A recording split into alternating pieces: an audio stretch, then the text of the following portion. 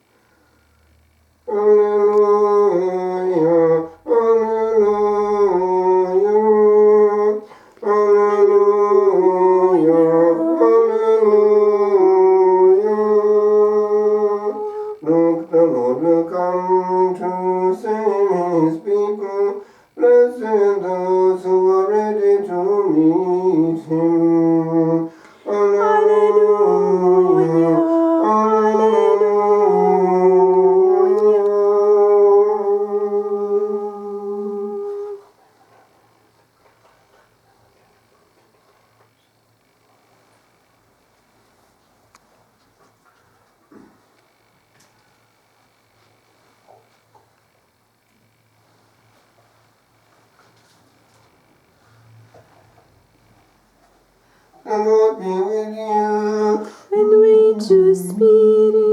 A reading from the Holy Gospel according to Matthew. Glory to you, O Lord. Jesus exclaimed, "Come to me, all you who labor and are overburdened, and I will give you rest. Shoulder my yoke and learn from me, for I am gentle and humble in heart, and you will find rest for your souls. Yes, my yoke is easy, and my burden light." The Gospel of the Lord. Praise to you, Lord Jesus Christ.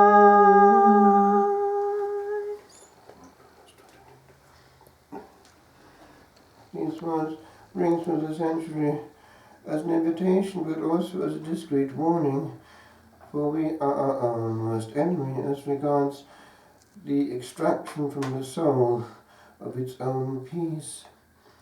If, for instance, we understood the project of God with regard to this sacred season of Advent, we would not enter into flustered mode quite so easily. We would claim our right to rest, and also that this should be a desert time in which we are genuinely preparing, like St. John the Baptist, for the coming of the Saviour. Time spent reposing on the Lord, waiting for a word, is very different from much time and more time spent looking for the next gift, and so on.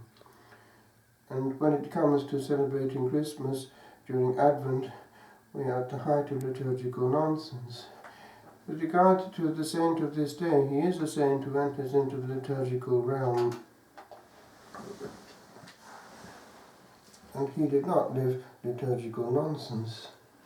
Indeed, St. Benedict, when laying out the plan for the divine office, says succinctly, Ambrosiano cantato, when the Ambrosian has been sung, and by that he means, exponus, the hymn, and then goes on to what is to follow. He is calling the hymn the Ambrosian. So we see that at his time the link is clear. We have many of our hymns from the pen of this great Archbishop of Milan, one of the most important sees in Italy. So important that it has actually a rite of its own. It's called the Ambrosian Rite to this day, and does differ from the Roman Rite, because if one celebrates in the area of Milan, one is taken off guard quite often. Things happen unexpectedly. There are differences which go back centuries. And we celebrate a curious event on this very day, the 7th of December, we know how at the death of the Archbishop of Milan, suddenly in the crowd a child cried out, "Ambrose Bishop! Ambrose Bishop!" and the whole crowd took it up. And so it was that by popular acclaim this person, who was known for his work in the political sphere and was not baptized at the time, he was only a catechumen, was pressed into service. And of course he accepted, although he was surprised, seeing that this was an overwhelming indication of the divine will. Of course he could have married if that not have been the case. We don't know what was in his inner thoughts when that surprise came his way. And so it is that this is the day, the 7th of December, in the year 374, that he was ordained a bishop, and actually possibly deacon, priest and bishop all on the same day. I'm not sure of the details of that. It had to be fairly quick anyway. Actually, something parallel happened in the life of a friend of our community, Don Jacques. He was a Frenchman who was a monk, a simple monk at Fontaine, the daughter house of La Trappe, that is to say they recolonized it. And he was only a simple monk, and they asked him if they could have him as the abbot. So he had to be dispensed from various things, and there he was, all the sacraments very quickly, and then abbot. Well, this then was to lead to this man of the hour doing what had to be done, and with energy. He had himself been born at Trier of a Roman family about the year 340, and he had studied law at Rome, and then he'd entered the public service. The cursus honorum had led him to a very important position. He had great experience in governing this area of the Roman Empire, which was strategically important, Milan, and therefore he was able to act in a parallel way when it came to church life and withstand that civil authority that he knew. And we find scenes in his life which are quite dramatic. One would be when he bolted the door of the cathedral with his people inside and waited for the consequences from the civil arm. And of course he had to fight with energy the whole evil of Arianism, and he did. Of course he's now one of the 4 major doctors of the West, along with the great Augustine, whom he influenced. Jerome, they're all about the same period, roundabout. And slightly later, Gregory the Great, who's given us the life of St. Benedict. Well, he was influential insofar as this young man, which in modern terminology was an interesting, crazy, mixed up kid. Augustine came up to his area and suddenly found himself unexpectedly moved to tears when he wandered into this building, which turned out to be the cathedral, and found not only Ambrose there, but the beautiful chant of the Psalms. And we have it in his confessions that moved him to tears. So we have something there which is also a lesson unto us, that a crazy, mixed-up kid can be moved to tears by good liturgy. They can be switched on, but they can also be switched off. And I remember hearing that in France, after the suicide of a young man. He left a letter to different categories of people, and he said this: "À vous les chrétiens, je dis, and to you Christians I say, j'ai été éberlué par la beauté de vos évangiles. I was fascinated by the beauty of your gospels, mais effrayé par la laideur de vos assemblées, but frightened to death by the ugliness of your assemblies."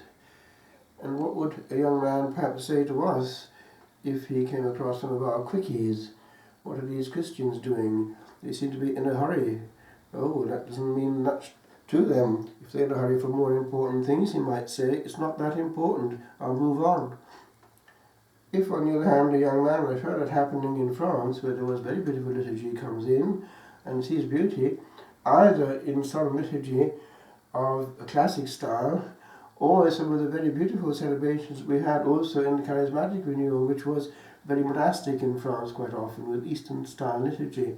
They are moved. Harmony, incense, icons, something which has always worked and still works.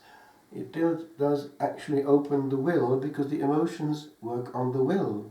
When a person is moved, the will starts to move also.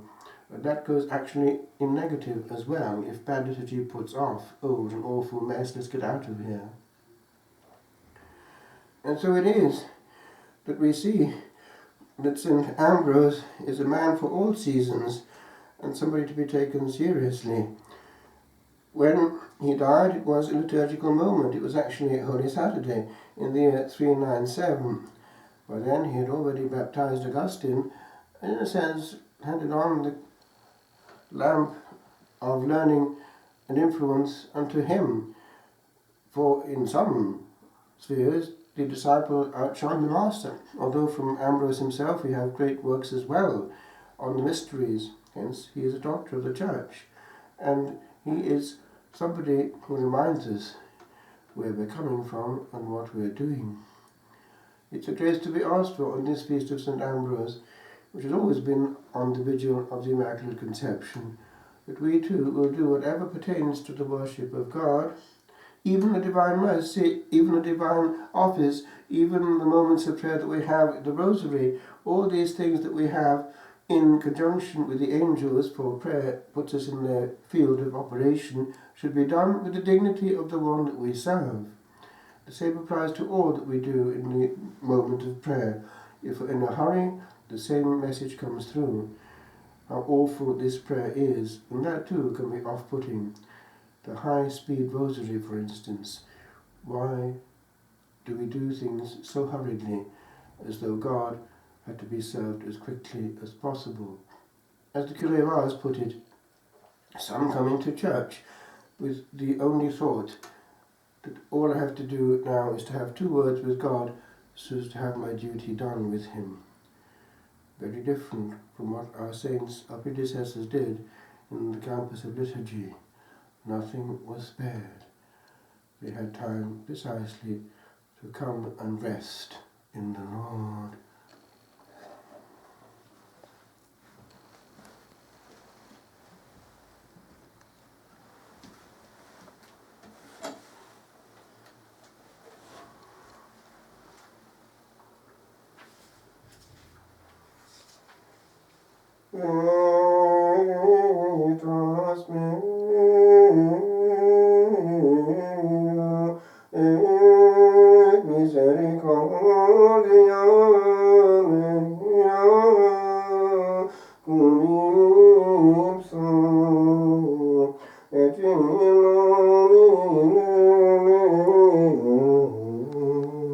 Exaltami